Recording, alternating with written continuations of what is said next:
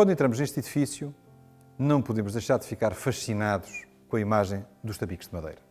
Estas paredes interiores, em madeira, revestidas com uma argamassa de cal e com gesso, e que, neste caso, neste edifício, fazem toda a estrutura interior do piso superior.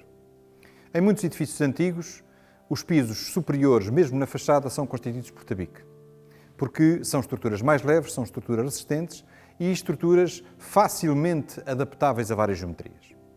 Estes tabiques como é que são constituídos? São constituídos por pranchas verticais, de grande dimensão, de grande espessura, e por um fasqueado horizontal nas duas faces, que tem várias funções.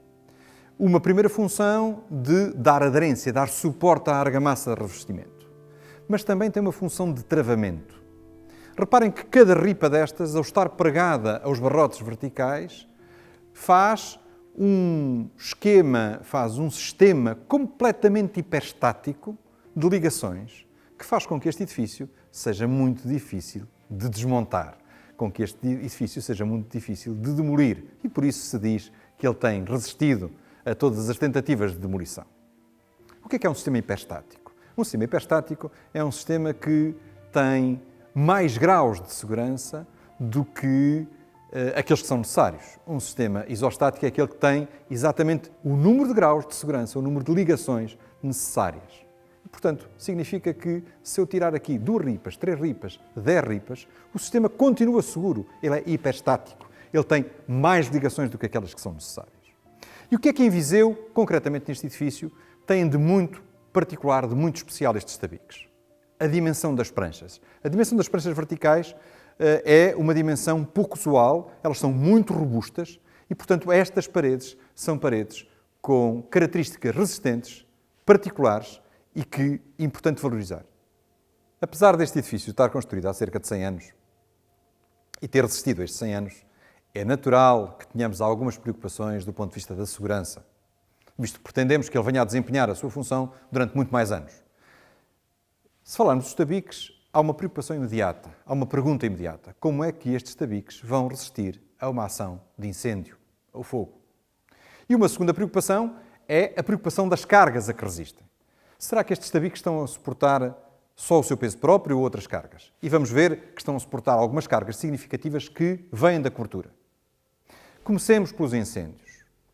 A madeira é um material combustível, umas vezes mais inflamável, outras vezes menos inflamável, mas a madeira tem uma característica muito particular e que é uma característica muito vantajosa na situação de incêndio.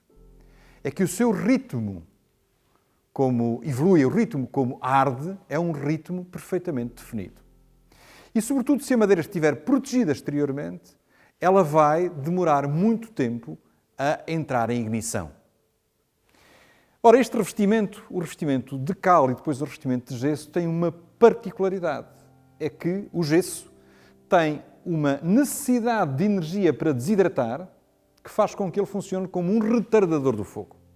E, portanto, esta parede, que agora está sem revestimento, numa tentativa de demolição, outrora, e depois de reabilitada, vai estar protegida por cal e gesso, ou seja, um incêndio, o calor, a energia, vai demorar muito tempo a atingir a madeira. E, portanto, temos um elemento que é altamente resistente, contrariamente ao que pensamos muitas vezes, altamente resistente à ação do fogo.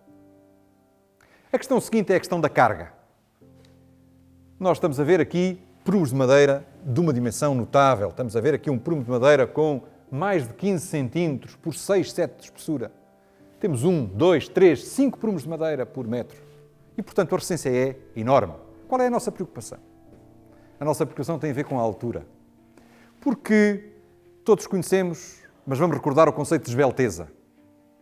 O que é uma peça esbelta? Uma peça esbelta é uma peça que é muito alta e muito fina. É o que acontece com uma parede destas. E o que é que acontece a uma peça que é muito esbelta? Está sujeita a um fenómeno chamado o fenómeno da encurvadura.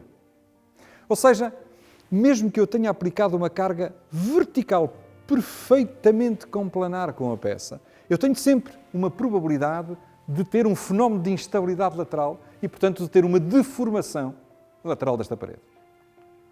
O fenómeno de encurvadura pode ser limitado. E pode ser limitado através de travamentos, paredes transversais, ou através de elementos mais rígidos.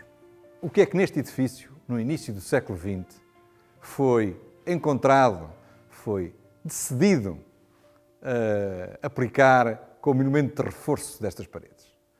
Carris de caminho de ferro. E, portanto, estas paredes têm isto de notável. Têm, de quando em quando, 2 carris de caminho de ferro a fazer o reforço da parede. É uma ação inteligente. Eram peças que estavam fabricadas, provavelmente peças que já não seriam necessárias em alguma linha que estava desativada ou em remodelação e, portanto, vieram fazer o reforço da parede. É uma solução, digamos, ingênua, mas muito inteligente e muito eficaz. Olhando com detalhe para este edifício, vamos sempre descobrir aspectos que não compreendemos. E essa descoberta leva-nos naturalmente a investigar mais, porque enquanto não compreendermos o edifício completamente, não sabemos como reabilitá-lo. Esta porta, por exemplo, uma porta notável, com 12 folhas, tem uma padieira que, numa primeira análise, não tem nada de especial. Mas depois começamos a pensar, e como é que se faz o arco sobre uma porta destas?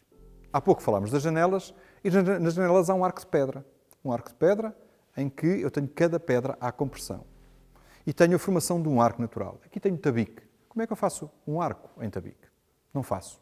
Não sei fazer um arco em tabique. Eu teria que ter aqui uma viga, teria que ter algum reforço sobre a porta, mas com esta dimensão teria claramente uma deformação que iria, ao longo dos anos, impedir a porta de abrir. Como é que isso se resolveu? Resolveu-se encaminhando as cargas. Resolveu-se ensinando as cargas a não vir sobre a porta, mas sobre as ombreiras. É interessante ver esta parede e perceber que há um tirante central e que há 2 tirantes diagonais que funcionam quase como um suspensório. Ou seja, as cargas do tabique vêm mesmo até ao limite superior da porta e depois são suspensas lateralmente e vão descarregar sobre as ombreiras, se assim quisermos chamar, desta porta. Estas soluções tão inteligentes num edifício destes, às vezes tão ingênuas, são claramente o segredo para o seu bom funcionamento ao longo destes anos.